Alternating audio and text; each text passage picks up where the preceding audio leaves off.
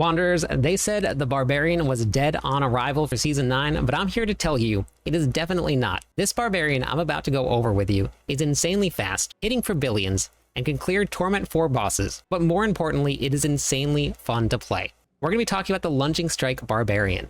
With the new power of Pain Gorgers and some actually very, very fun, unexpected interactions with it, which I'm going to go over all of that.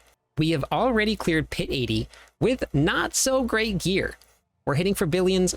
I'm going to show you a run of a Pit 80 run. You guys can see it. We had plenty of time left. You'll get to see the gameplay, and then we're going to break down the skills. All right, so Pit 80. As I put Rahiron, I now am resistance capped, which is amazing.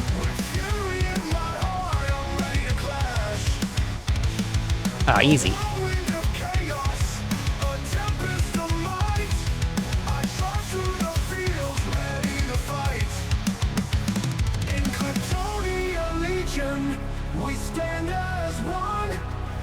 $7 billion damage. And we can tank the explosions now. Okay.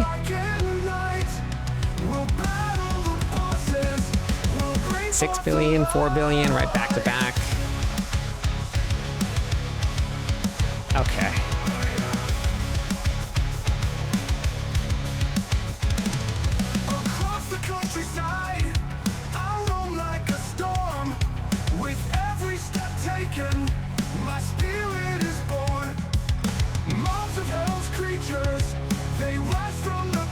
Many billions of damage. Look at this. 7.8 billion.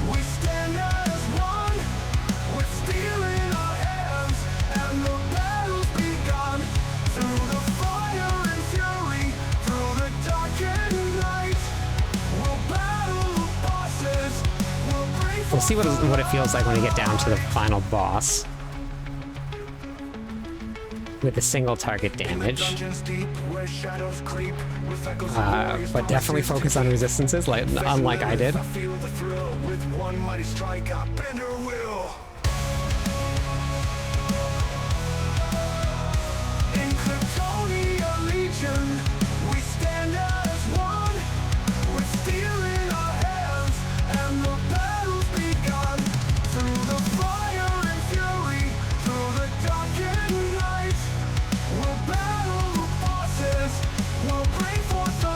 Easy peasy, lemon squeezy.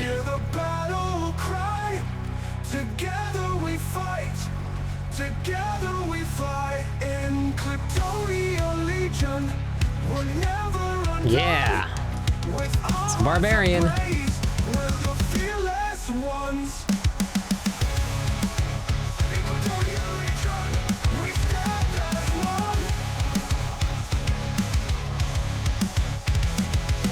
I know, the shrine.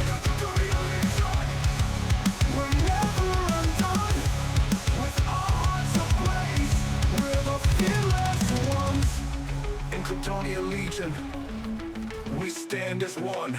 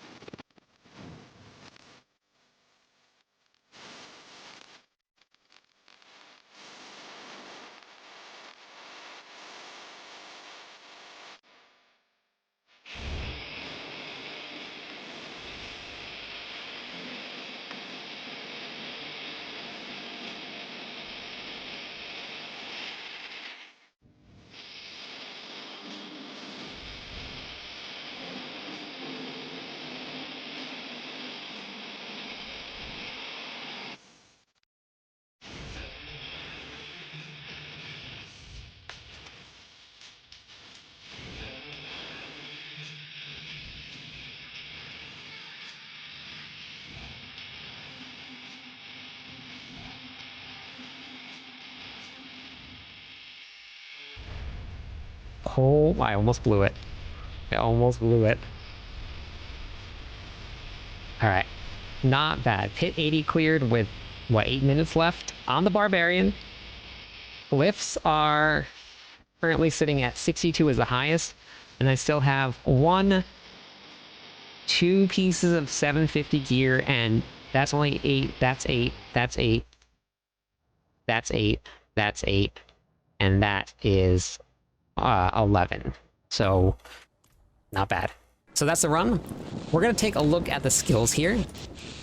So starting at the top, this is going to be a basic skill build, so we're going to max out Lunging Strike all the way down through Battle Lunging Strike. We're going to need the bleed. We're going to go over when we get to the gear why, but this is a very important part of this build. We're going to be putting 1 point into Pressure Point, and then 3 points into Warpath. We're going to get additional damage when we overpower. In the early stage of the build, you're not going to have anything that's going to guarantee you to overpower. Once you start farming for runes, which have increased drop rates this season, it's way, way better. Then you're going to get some runes that will allow you to guarantee your overpower. We're going to be maxing out Tempered Fury. We need as much maximum fury for this build as possible. We also need as much basic resource generation as we can as well. We're going to be spending a lot of fury, even though it's a basic skill build, and we'll talk about that in the gameplay loop, ways you can combat that if you're running into it. We're going to be doing Ground Stomp here all the way down through Strategic Ground Stomp. This will help reset the cooldown of your Wrath of the Berserker. We want about 100% uptime on that, so this is really, really big. We're going to max out Imposing Presence for some additional maximum life. 3 points into Martial Vigor. This is going to give us some damage reduction. Rallying Cry all the way down through Strategic Rallying Cry. This is going to give us some Fortify. We're going to be doing 3 points into Belligerence here. Belligerence is going to give us increased damage whenever we use a basic skill. Our main damage is going to be basic skills, so we're going to be maxing out as much as we can with this. Challenging Shout, all the way down through Enhanced Challenging Shout. That's going to give us some damage reduction and some additional maximum life. We're going to be taking 1 point into Warcry all the way down through Power Warcry. That's going to give us 10% increased damage from Warcry, as long as there's 6 enemies around us or more. In the side of the pits, you're probably going to run into that quite a bit. When you're out in the open wild, this actually kills things so fast that you probably really won't even notice that, but it's definitely great to have it on. 3 points into Booming Voice. This is going to give us some additional uptime on our shouts. 1 point into Raid Leader for a little bit of passive heal. This build actually has quite a lot of passive healing, and we'll talk about that as we get further into it. 3 points into Pit Fighter. This is going to give us some damage reduction and some damage versus close enemies. Slaying Strikes is going to give us 15% increased damage to injured and healthy enemies.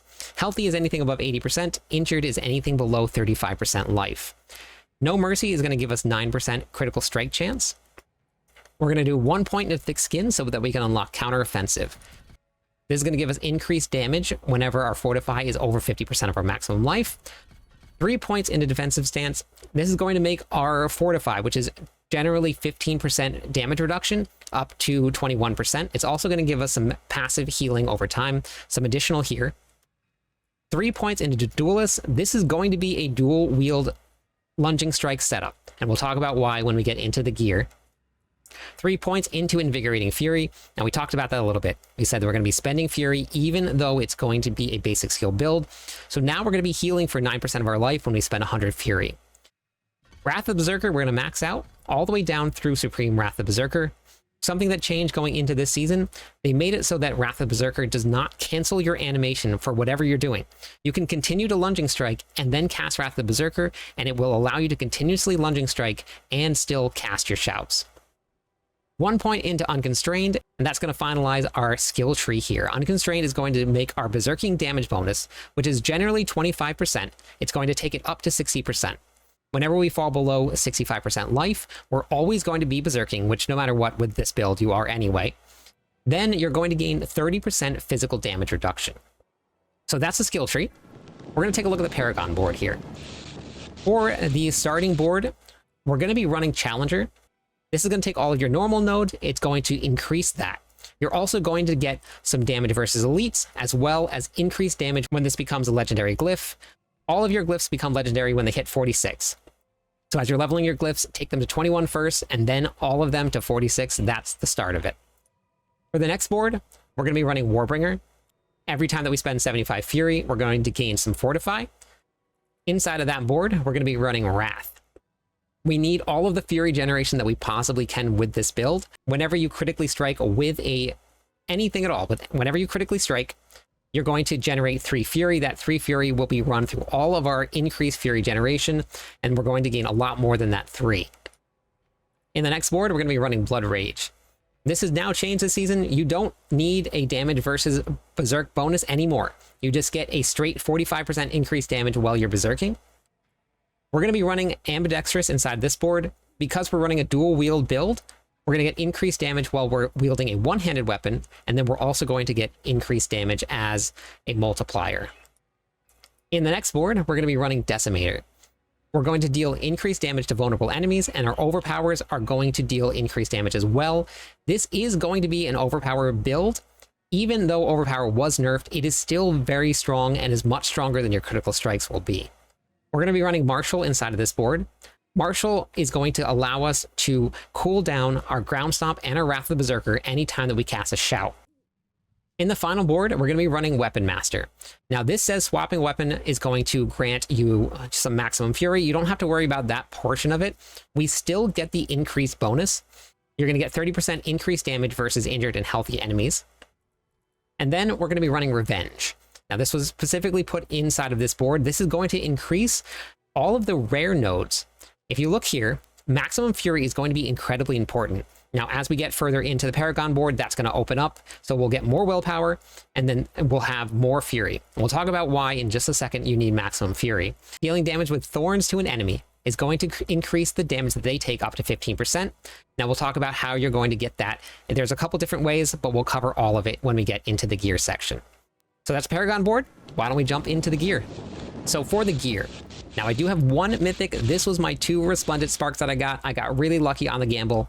If you do not have the Air of Perdition, that is perfectly fine. The Ugly Bastard Helmet is a great substitute, and you do a ton of damage with it. So don't worry, you do not have to have a mythic to run this build. If you do get them, definitely put them on, but make sure you check the planner. There's going to be 2 different mythics that you're going to want to run for this one, maybe 3, but the planner will be in the description of this video. Follow along there because that's going to be the most up to date. My gear is still coming online and we're at the very beginning of the season, so check that because your gear might end up being better than mine. For the helmet, we're going to talk about the Air of Perdition. This is going to give us that critical strike chance, which is incredibly important because we're running a little bit low. It's the very beginning of the season. We haven't gotten all of our gear online. So you want to be running that, and then it gives you that 60x. Now, if you notice here, the Ugly Bastard Helmet also gives you up to 60x, so you can still get the same amount of multipliers here. We're also going to get that cooldown reduction, but we don't have to worry about the cooldown reduction on Wrath of the Berserker that much because we're going to be running Rage of Haragoth, the bleed that your lunging strike is doing. So now, if you pull a big group of monsters together, now spreads that bleed to every single monster that's around you, you now get this incredibly crazy cooldown reduction. So having that cooldown reduction from Wrath of the Berserker isn't 100% necessary from the Ugly Bastard Helmet. It's a very, very cool way to get this build online, and why I think this is probably now going to be stronger than any of the other basic skill builds. What this does is on the lucky hit chance, and if you look at your lunging strike here, lunging strike has a 67% lucky hit chance. That means 67% of the time, we're going to proc a lucky hit.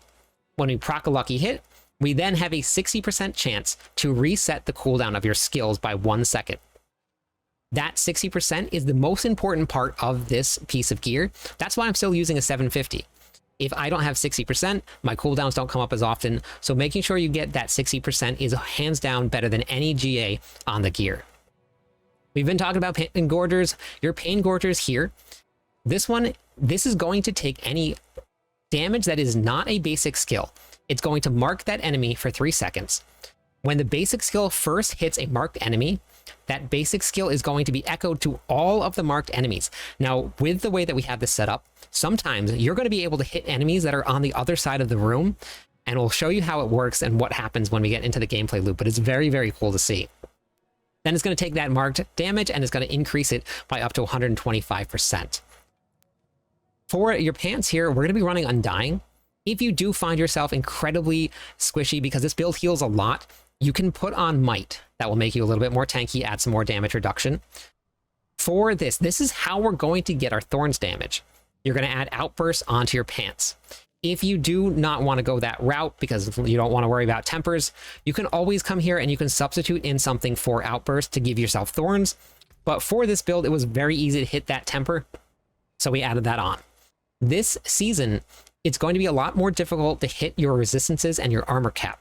So we were able to temper here for your armor, and for resistances, we had to re-roll. If you look here, resistances are capped right now, but that's because I'm using Rahir. Without Rahir, I would not be capped. I'm very, very close. And as your Paragon board gets leveled up, you're going to have more resistances. So make sure you focus first on that survivability. For the boots, these are brand new this season. This is the staple point of this build. Hooves of the Mountain God. It gives you some really great basic skill stats, but more importantly, casting a basic skill while at maximum fury, and that's the most important part, maximum fury, causes your fury to increasingly drain, which is why we need a ton of fury generation, until it runs out, at which point your basic skill will now cleave. So our basic skills are going to cleave, and they're going to do increased damage. So it's really, really cool to see all of this damage. It's basically can hit almost the whole room as long as things are in front of you. For the weapon here, we are going to be running Earthquake's Aspect because it is a gigantic multiplier. You can get up to 120% increase to all of your damage, not just the Earthquakes. The Earthquakes doesn't actually do any damage here, but we're going to be running Ground Stomp, and that is what's going to cause your Earthquakes. So we use Ground Stomp with this aspect on, it puts an Earthquake down below us, and then all of our extra damage, anything that we do, gains that up to 120% chance. For the affixes here, we're going to be running Strength, Max Life, Critical Strike Damage. And for your tempers, we're going to be running Critical Strike Damage alongside Lunging Strike has a chance to deal double damage. This is definitely why I think this is going to be one of the stronger builds, because you can get double damage along with the Cleave. Frenzy, which is incredibly fun, and we're going to do a Frenzy build soon, gets a chance to hit twice. So we'll be going over that at another time. For your first weapon, we're going to be running the Ramaladni's Magnum Opus. This is why we're going to be running a dual-wield Lunging Strike setup. This is going to take up to 50% of your maximum fury, and it's going to turn that into a giant multiplier. On this weapon here, that 50%, just like your Rage of Haragoth, is the most important part of this. If you have a 50% and a 30% 4GA, you're going to take the 50% non-GA over the 4GA. We're going to be running 277 Fury here, and that is not even close to the max. You can get up to almost 400 if you get the final version of this build. That's a 200% increased multiplier to your damage. It's very big. Now we're going to pair that with the Shard of Rathiel. This is going to give you up to 150% for your basic skills, but now it's actually going to make it so that your basic skills cost resources. If you find yourself running into resource issues, maybe you're out farming Hell Tides or something like that, you can swap this out for, let's say, a mace or another sword. Take this off, then you have no more basic skill resource problems. So that's going to be your fix for it. This, just like your Ramaladni's and your Rage of Haragoth, this is really, really important to have the aspect as close to max as you possibly can. For your slashing weapon, we're going to be running Moonrise. Damaging an enemy with a basic skill is going to grant 4% attack speed for 10 seconds, and that's going to stack 5 times. When you hit 5 stacks, you're going to gain up to 120% increased basic skill damage and movement speed. This is going to be really, really great for increasing that damage for your Lunging Strike. And for the affixes, we're going to be running Strength, Max Life, Critical Strike Damage. And then for your tempers, we actually wanted to be running Critical Strike Damage here. I did brick it, and then we want to get Belligerence here. Belligerence is way more important than that Critical Strike Damage, so go for that one first. For your ring, we're going to be running Vehemence Brawler. Whenever we cast an ultimate, which the cooldown, and you'll get to see it in the gameplay loop, is incredibly fast. Anytime that you do that, you're going to gain increased damage, and it also gives your ultimate skill 2 additional ranks, which lowers the cooldown more than what it would have been. For the affixes here, now this is definitely not what you want to be running, so make sure you follow along in the planner here. This ring is a little bit more along the lines of what you want to be running. We want to be running strength, max life, and critical strike chance as long as your resistances are maxed. If they're not maxed, go with max life and critical strike. You want to be able to survive first. Then, as soon as your character is up and running, you have all of the Paragon points, then you can go strength, critical strike, max life. That's going to be the optimal way to do it. And then you're going to be taking your critical strike damage, not your vulnerable damage, alongside of your Wrath of the Berserker cooldown. That's the most important temper, so go for that one first. Same thing for the other ring, but we're going to be running Edge Masters here. Your skills are going to deal increased damage based on the amount of primary resources you have. Again, this is why it's so important that we have a lot of Fury generation, because the more Fury you have when you cast a skill, the more damage that Edge Masters is going to do. For the affixes here, you're going to be running Strength, Max Life, Critical Strike chance as long as your resistances are capped. If not, take that last one and put it into any resistance or into all res, whichever one you get lucky to get. For the tempers here, we're going to be running Wrath of Berserker cooldown and then critical strike damage. And then for your amulet, we're going to be running adaptability. This got to change this season, and it is so strong. Your basic skills are going to generate 5 additional primary resources, and it's going to be once per skill. Basic skills are going to deal up to 0.9% increased damage for every point of primary resources that you have. This is why getting maximum Fury as much as you possibly can is going to be so important with this build. For the affixes here, we're going to be running Strength, maximum resources, and then you're going to figure out your resistances, and then you can change that last one up. And then for the tempers, I'm running Total Armor to make sure that I'm armor capped, and then your Wrath of Berserker cooldown reduction. So that's going to be how you're going to be starting to get your character online. Now, I do have a ruby inside of this because I needed the fire res to get capped. And then for your new Herodic Jewels, we're going to be running Idle from Below. You're going to gain 6% of your primary core stats and 6% of your maximum life. You're also going to be unhindered. That's going to make it so you can just move through enemies and they don't stop you. It's really, really great to have. And then we get the last minute one here. You're going to be getting the Will Breaker. Now, the Will Breaker here, this is going to give you 40% X increased physical damage. And this is going to apply when you first damage a boss or elite, or when they're affected by crowd control. Once you get your resistances sorted out, you're going to put the Herodic Crest into here. This is going to give you some maximum resistances and some damage reduction. For your armor, you're always going to put rubies. That is the most important one. And please don't put any of your runes inside of your armor. The main stat that you get from having rubies and strength is way more valuable than putting something like critical strike damage into a weapon. This is multiplicative damage. This is additive damage. It's much, much more important. For your runes here, we're going to be running Kur Ke. Kur Ke is going to summon wolves for you. These wolves are what is going to make Pain Gorgers so cool, because those wolves will proc Pain Gorgers. Anytime that they do damage, it's going to count as doing anything that is non-basic skill damage. So they can run off into the corner, hit something, and if you're hitting something in front of you, that damage will echo to that corner. And then we're going to be running Ahu Zan. This is dual legendary runes, so if you don't have this right in the very beginning, that is perfectly fine. Your alternate is going to be Mani Tech. If you don't have enough critical strike chance, you can run Mani Gar. If you want more movement speed, you can do something like that. You can mix it up. This is not 100% necessary for the build. I cleared pit 75 without having this in, so it's definitely a build that you can push without having these runes, but that's what we're going to be running. This is going to make it so that whenever an enemy is below 80% life, we're going to start generating a lot of your offerings to proc a guaranteed overpower crit. The more enemies that are around, the more you're going to proc this. So it's much better for AoE than it is for single target. But if you wanted to mix up these, and maybe you can use a different rune to proc this more on single target, if that's what you're worried about, you can do that too. So now we're going to look at the Herodic spell. For this one here, now I do not have the Nebulous. This is actually going to be really great if you wanted to go get it. I just needed to go and complete my seasonal quest line. This will give you damage reduction. So if you're feeling a little squishy, you can go with this here. We're going to be running the Smoldering Embers for now. And then for the Arcana, we're going to be running Invigorating Helix.